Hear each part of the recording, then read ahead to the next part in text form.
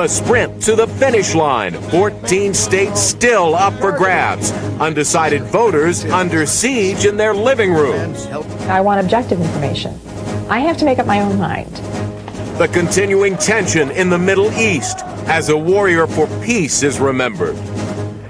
And the Habitat for Humanity, 240 miles up, a permanent outpost in space. From NBC News World Headquarters in New York, this is NBC Nightly News, reported by John Siegenthaler. Good evening, everyone. The final weekend before the election, and it's crunch time for George W. Bush and Al Gore. The pace is fast, and the candidates are determined to stay on message with the focus on the issues. This is what our latest polling shows, Bush leading Gore. But 14 toss-up states with 154 electoral votes are holding the key to an election night victory, all of them up for grabs. One of those states is Pennsylvania, visited by both candidates today. NBC's Campbell Brown was with the Bush campaign in Glenside near Philadelphia, and Chip Reed was with the Gore campaign in Pittsburgh. Let's begin with you, Campbell. Good evening, John. Well, Governor Bush is working hard today in two crucial battleground states. While advisors are gaining confidence, his failure to disclose a drunk driving arrest 24 years ago has not hurt his campaign.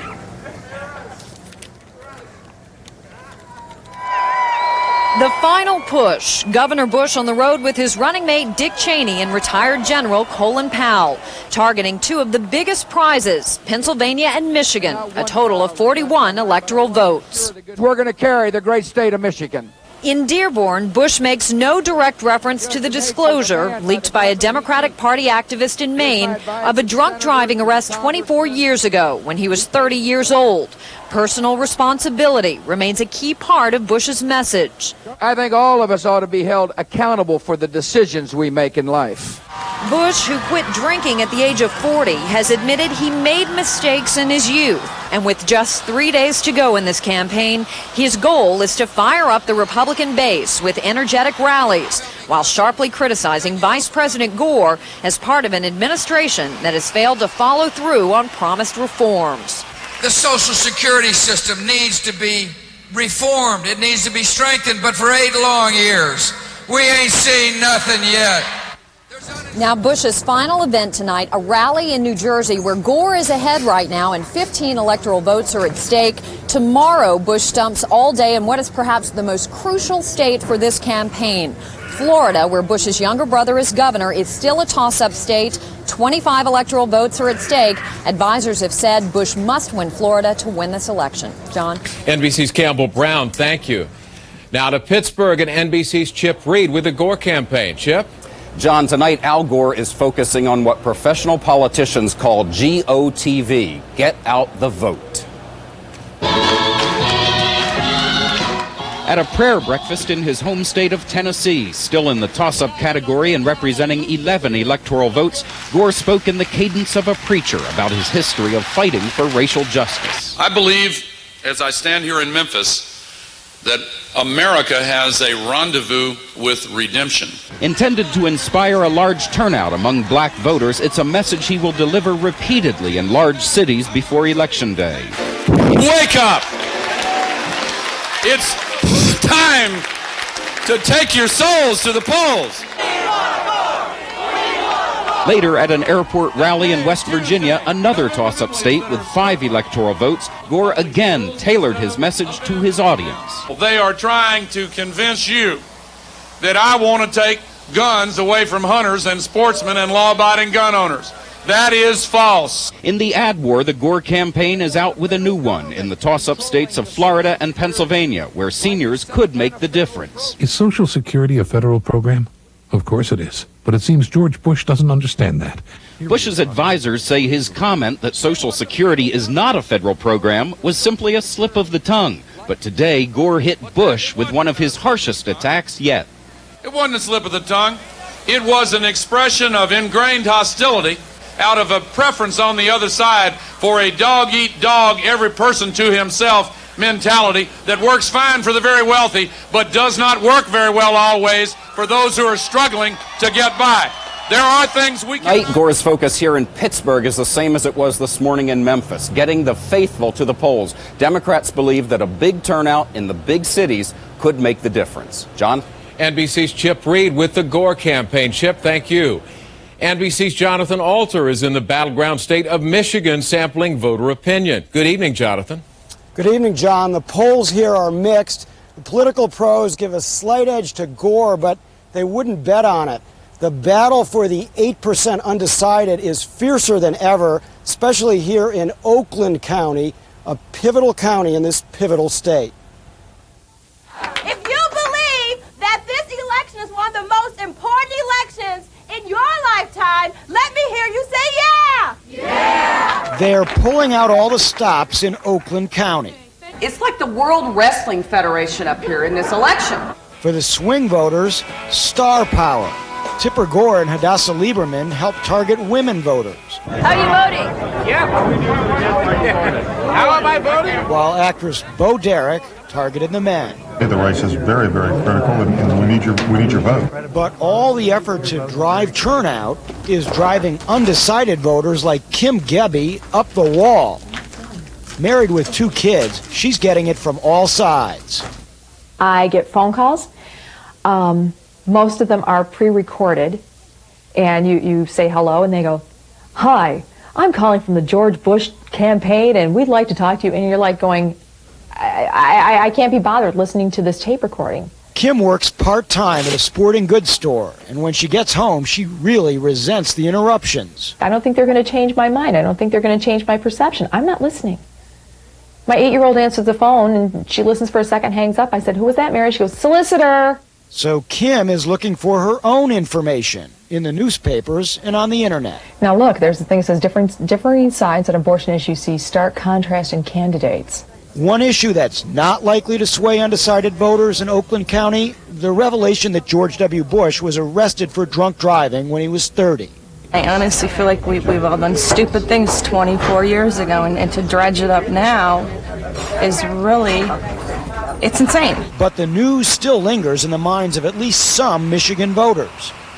Just keeping it a secret is bad. As a matter of fact, if we compare this to not telling the truth about adultery, you wonder what's worse, committing adultery or driving under the influence. Kim's opinion? It's such an insignificant detail. Time is running out for her to decide what does matter. Kim is a typical suburban female voter who will swing this election. Her husband, Rick, is holding a 40th birthday party for Kim inside their home here in Rochester, Michigan. And the guests are kind of evenly divided between Gore and Bush. Kim told me just a few minutes ago that she is leaning now toward Gore, with her social conscience outstripping her financial conscience. Her real birthday is Tuesday, Election Day, and she says she reserves the right to change her mind. John? NBC's Jonathan Alter in Michigan. Jonathan, thank you. Now, politics is the topic tomorrow on NBC's Meet the Press. Ralph Nader and Ross Perot among Tim Russert's guests. For continuing political coverage, check our website, msnbc.com. Last Mile coverage on MSNBC on cable resumes tomorrow morning, 10 Eastern Time. When NBC Nightly News continues in a moment, more violence in the Middle East, even as peace is being discussed.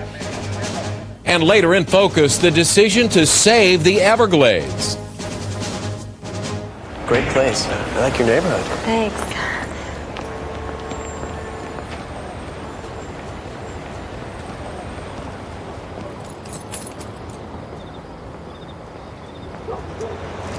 Oh, Sorry. Time to buy a Galant. 0 down, 0 interest, and 0 payments for an entire year on our best-selling Mitsubishis. Hurry, this deal ends soon. bye-bye. Bye, Santa. I should have used Preparation H. Preparation H Cooling Gel. Cools on contact for fast relief. Preparation H Cooling Gel cools on contact. Right now, a complete pair of glasses is only $99 at LensCrafters. With this offer, they're making it easier for more people to see. Easier for them to look good, too. The LensCrafters $99 complete pair sale. Hurry, offer ends soon. Do you know what your day is going to be like? I don't. So if I get constipated, I rely on Metamucil. It's 100% natural fiber, treats my body gently. Unlike my job. Metamucil. For irregularity, it's the doctor's natural choice. At Gateway, we know many businesses aren't big enough to have their own computer department. What about training for my new guy? That's no problem, too. Anything. That's why we put business centers in our Gateway country stores. People are hooked up to this hub. Right. Share files, share one internet connection. Oh, cool. So if you have a question about installation or need training, you can drop on by. Why do we spend so much time with the people who use our computers? Because in Gateway country, people rule. Stop by or give us a call.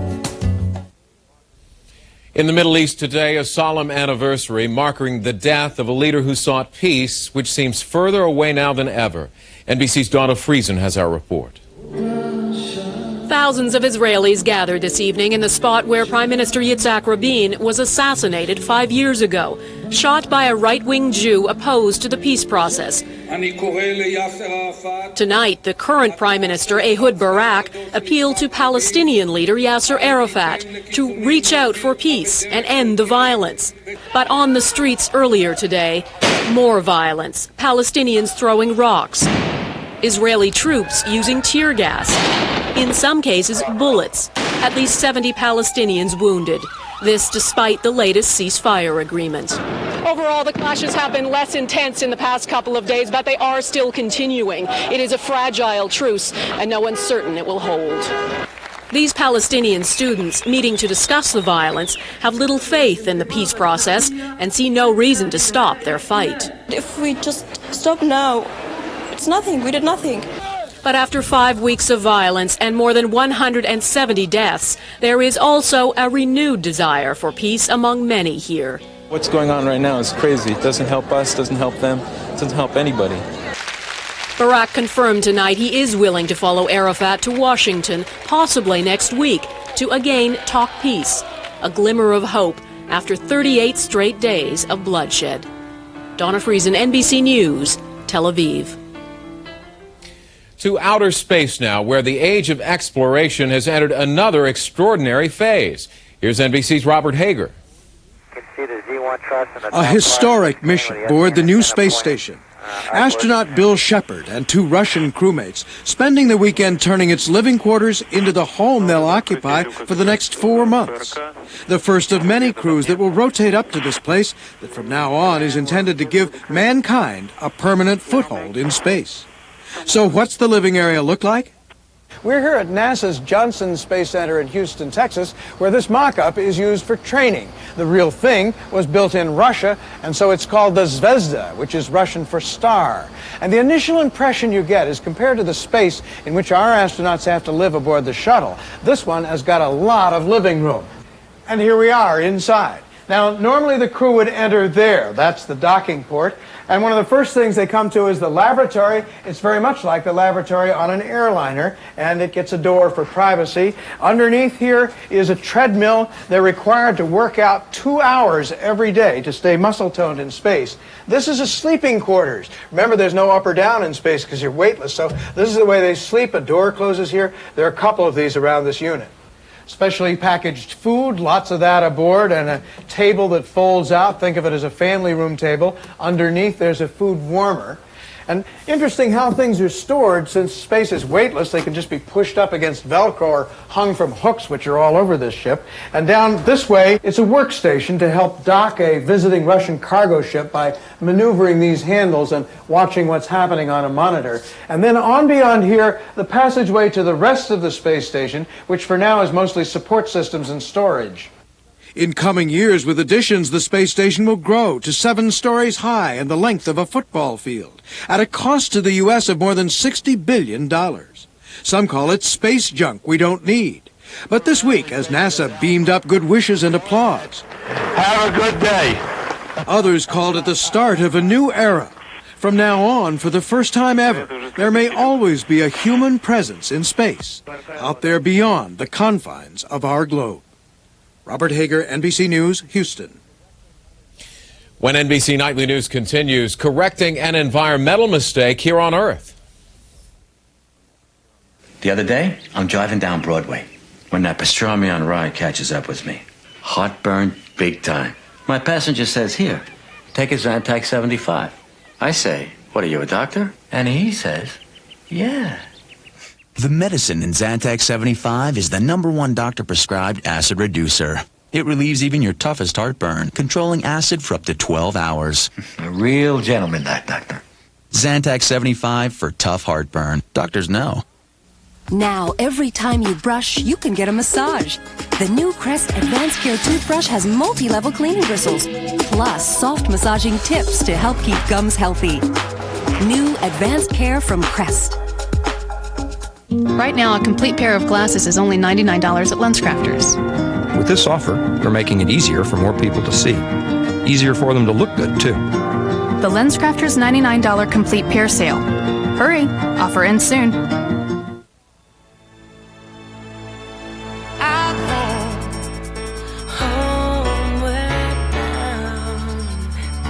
I wish I was home, homeward bound. Home, where my thoughts escaping. Home, where my music's playing. New MSN Explorer. Everything you need to feel at home on the web, all in one place. Sunday on Today. Heading home for the holidays? Our travel expert will have an insider's guide to finding the best bargains. Plus, Decision 2000 coverage. Sunday on Today. In focus this evening, the restoration effort involving one of this nation's natural wonders. The story from NBC national correspondent Jim Avila. America's river of grass, the Florida Everglades, tamed in the 1950s by a government that valued houses over wetlands, when swamp was a dirty word, where canals and levees were built to drain marshes, sending nearly 2 billion gallons of water to sea every day. It created a totally different environment for the bird feeding system and everything. Jesse Kennan lives amid the swamps and canals, his family running an airboat business since he was a child, watching 300 different kinds of birds struggle to survive, 16 endangered animal species, half the original Everglades now concrete, the other half, the size of Delaware, dying of thirst. If we don't maintain it, this will dry up and be a desert. But now Congress has budgeted $8 billion for an attempt to undo the damage, opening locks, closing canals, breaking levees to restore the natural flow in what is being called the world's biggest restoration project. It was a wilderness full of alligators and danger. I think we've come to appreciate that these wetlands, if you will, are really a fabulously interesting place. The Everglades Recovery Project is the framework for 30 years of environmental work. But first, it's a water project, providing enough fresh water for 12 million new South Floridians. That, say critics, is both the beauty and the danger of the project. The Audubon Society champions the project, calling it precedent-setting. It's a test case for us. If we restore this ecosystem and have the political will and public will to do that, then there's nothing we can't do. Most conservation groups agree, but Friends of the Everglades says there's not enough focus on buying out sugarcane fields that block the natural ebb and flow of this river of grass. Now, if this plan called for buying the sugar fields as they went out of existence and using that area as a water storage area, I would be 100% for the plan. A plan that supporters say reflects a fundamental change in the once firm belief that man knows better than nature. A swamp now celebrated as America's Everglades. Jim Avila, NBC News, Miami. And when we continue, more wildfires in the American South.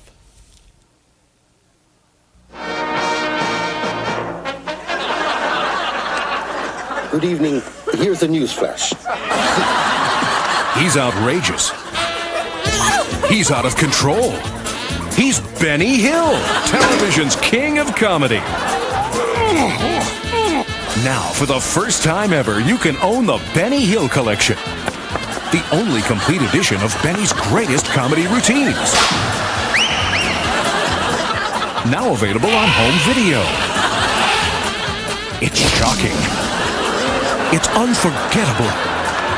It's Benny as you've never seen him before. Call now and get Benny Hill for the feel-good price of just $9.99. Use your credit card and we'll also send you Benny's Video Spotlight, absolutely free. That's 4 full hours of Benny's best for just $9.99.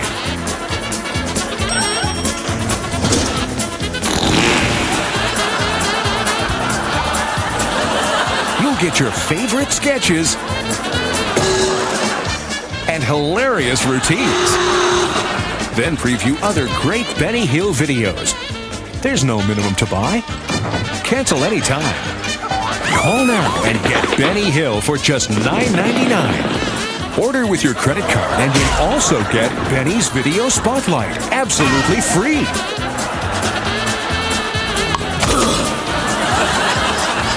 The complete Benny Hill collection is not available in stores, so don't wait. Call now.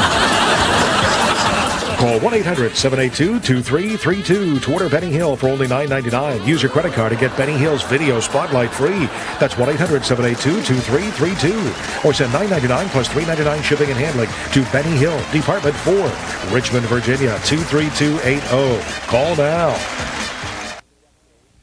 The worst year for wildfires in decades is nearing an end now, but not without another flare-up. NBC's Hillary Lane has our report. Not even 3 weeks into the official fire season in the southeast, nearly 47,000 acres spread over 7 states already scorched. Hardest hit the mountainous areas of eastern Kentucky and Tennessee and North Carolina and Virginia, and further south, smaller parts of Georgia, Alabama, and Mississippi. Firefighters attack from the air, aiming for woods too thick to fight on foot. Containment doesn't mean the fire is under control. It means that we have lines around the fire. This part of the country hasn't seen significant rainfall in more than a month. The woods now so dry they're burning like tinder. Firefighters blame humans for 80 to 90% of the fires, either carelessness or arson. At least one person has been killed, a firefighter in Mississippi. Smoke and fumes drifted to major metropolitan areas including Cincinnati, Charlotte, and Winston-Salem. The one hope for a quick end to the blazes is heavy rain, at least a couple of inches. But that won't come before Monday. Hillary Lane, NBC News. In Southern California today, about 50 miles northwest of Los Angeles, a fatal Amtrak derailment. The train traveling west to Santa Barbara hit a truck which was on the tracks. 1 person died at the scene. 24 others were injured, 1 critically. The accident happened at a crossing on private property, marked with a sign, but no gate. When NBC Nightly News continues this pre-election weekend, election night drama from 40 years ago. We check in at the Mayflower Hotel.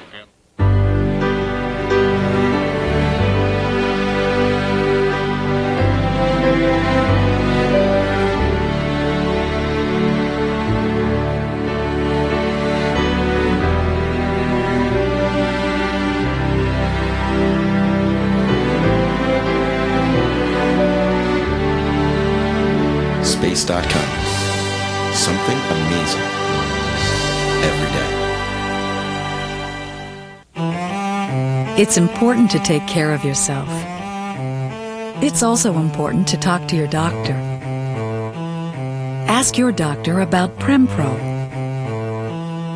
I'm glad I did.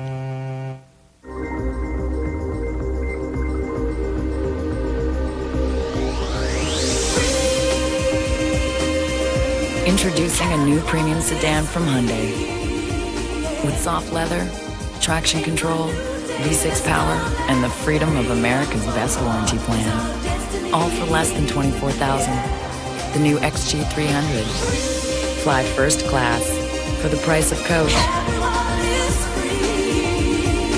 Hello, America, how are you? You know, when you eat good, you feel good. Healthy Choice helps you feel good. We're both feeling good. Because eating right makes a difference. And Healthy Choice soups make it deliciously easy. With a surprising new taste. Like Southwestern Fiesta Chicken, classic Italian bean and pasta, and the garden seasoned vegetable clam. And because every Healthy Choice soup has the nutrition you need, they help you feel good. I feel good. Don't I look good? Healthy Choice. Feel good food. Sunday, the countdown to Election Day as new revelations surface. McCain and Kerry, Nader and Perot on Decision 2000. If it's Sunday, it's Meet the Press. The complete election, Decision 2000, Tuesday on NBC. Finally tonight, a nod to history as we head into the last mile of Decision 2000, which for weeks has been a race that's too close to call. The last time a presidential contest was this close, this late, was 40 years ago. The candidates were Richard Nixon and John Kennedy. The date was Tuesday, November 8th, and America was choosing between a sitting vice president and a senator from Massachusetts. Chet Huntley and David Brinkley anchored the NBC News coverage. And this RCA 501 computer, state-of-the-art back then, analyzed the returns. As the evening began, Kennedy showed his big state strength by winning New York and Pennsylvania. Nixon's biggest early prize was Ohio. As the night wore on, the trend which would give Kennedy the victory became clear. But Nixon won enough small states to keep his slim hope alive. Then, at 3:15 a.m. New York time, the vice president and his wife, Pat, went to his election night headquarters to greet supporters gathered there. May I say again, my thanks to you. Having had only 2 hours sleep last night and 2 hours sleep the night before, I'm now going to bed, and I hope you do too. Thank you. He did not concede, but his message got through. So, as excitement was building at the Kennedy election night headquarters, those at Nixon headquarters began taking their candidates' advice. At 7 a.m. Eastern, an exhausted Huntley and Brinkley were joined by the Today Show team, Dave Garroway and Frank Blair. When you started at 7 o'clock last night, gentlemen, did you expect to be here at 7 o'clock this morning? No, I expected first to have been out somewhere and had, say, a lemon squash or a glass of milk, and by now to be in bed. To demonstrate how far wrong I was guessing that we'd be out by 2:30. As Chet and America waited, the computer digested more data until finally the outcome became clear. At 7:19 a.m. Eastern Time, Senator Kennedy was elected President of the United States. The NBC Victory Desk has just given California to Kennedy, and that gives him the election. In fact, Kennedy ended up losing California by 25,000 votes. And the final numbers nationwide were far closer than Chet and David's tote board indicated. Kennedy's victory margin, 118,574 votes, 0.1% of the total votes cast. The margin is narrow, but the responsibility is clear. How narrow? According to some calculations, a shift of just 11 to 13,000 votes in 5 or 6 states would have meant a Kennedy loss. More on election night 1960 tomorrow on Weekend Today. The reflections of two men who were in the thick of it. Kennedy advisor Ted Sorensen and Nixon aide Herbert Klein. That is NBC Nightly News for this Saturday. Thanks for watching. I'm John Siegenthaler in New York, and I'll see you right back here tomorrow night.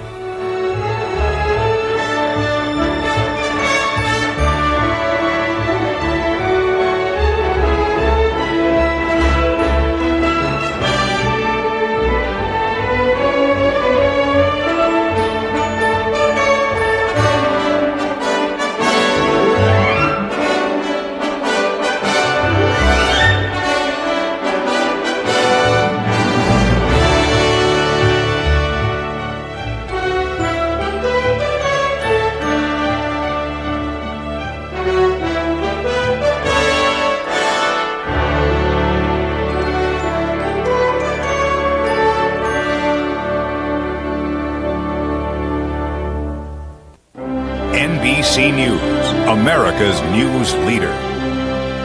Dateline Sunday, a hidden camera investigation. Dangerous drivers, putting your life at risk. How do they stay on the road? Some say traffic school's the answer. But what do they get out of this crash course? Find out how high-risk drivers may get right back behind the wheel without learning a thing. On an all-new Dateline Sunday. The Senior PGA Tour. Coming this January to CNBC.